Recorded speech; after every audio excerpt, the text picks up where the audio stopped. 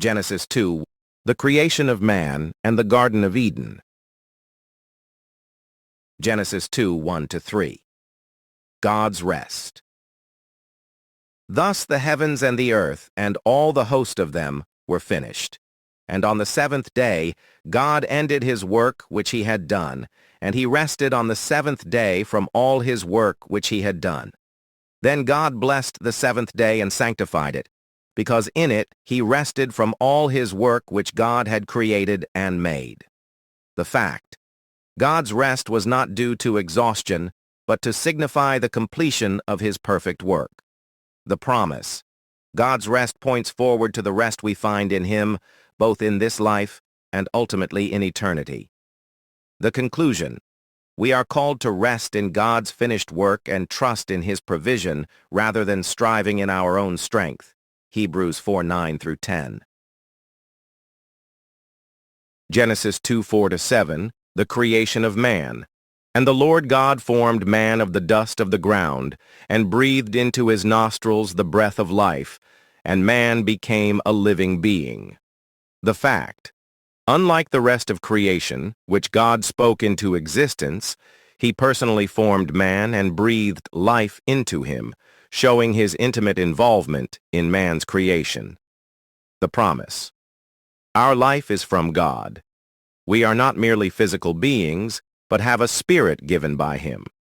The conclusion: since we are created by God's hands and given his breath, our true purpose is found in him alone. Genesis 2:8-9, the Garden of Eden.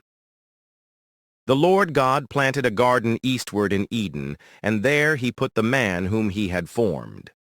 And out of the ground the Lord God made every tree grow that is pleasant to the sight and good for food. The tree of life was also in the midst of the garden, and the tree of the knowledge of good and evil. The fact: God provided a perfect place for man to dwell, abundant with beauty and sustenance. The two trees represent the choice between life, fellowship with God, and death, disobedience. The conclusion: God desires fellowship with us, but he gives us the free will to choose obedience or rebellion. Genesis 2:15-17, man's responsibility and the first command. Then the Lord God took the man and put him in the Garden of Eden to tend and keep it. And the Lord God commanded the man, saying, of every tree of the garden you may freely eat, but of the tree of the knowledge of good and evil you shall not eat, for in the day that you eat of it, you shall surely die. The fact: Adam was given both responsibility, to care for the garden, and a command, to obey God. The choice to eat from the forbidden tree would bring spiritual death. The promise: God's commands are for our good. Disobedience leads to separation from him, but obedience leads to life. The conclusion: just as Adam was given stewardship over the garden, we are entrusted with responsibilities. Our obedience determines whether we walk in God's blessings or suffer the consequences of sin. Genesis 2:18-24, the creation of woman, God's design for marriage.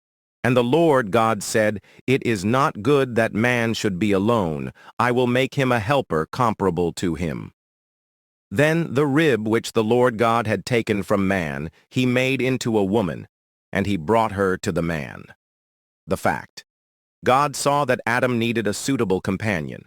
So he created woman from Adam's rib, showing their unity and equal value. The promise: marriage is a divine institution, designed by God for companionship, love, and reflection of his relationship with his people. The conclusion: marriage is not just a human arrangement, but a sacred covenant established by God. It reflects Christ's love for his people, Ephesians 5:31-32. Genesis 2:24-25, the first marriage and the covenant of unity. Therefore a man shall leave his father and mother and be joined to his wife, and they shall become one flesh. And they were both naked, the man and his wife, and were not ashamed. The fact. This verse establishes the foundation of marriage, leaving, cleaving, and two becoming one. Adam and Eve were created for unity, without shame or sin. The conclusion. Marriage is a lifelong union, reflecting God's design. Just as Adam and Eve were one, Christ calls his disciples to unity with him. Thanks for watching this video. May God bless you abundantly. Your brother in Christ, Dave Alloway.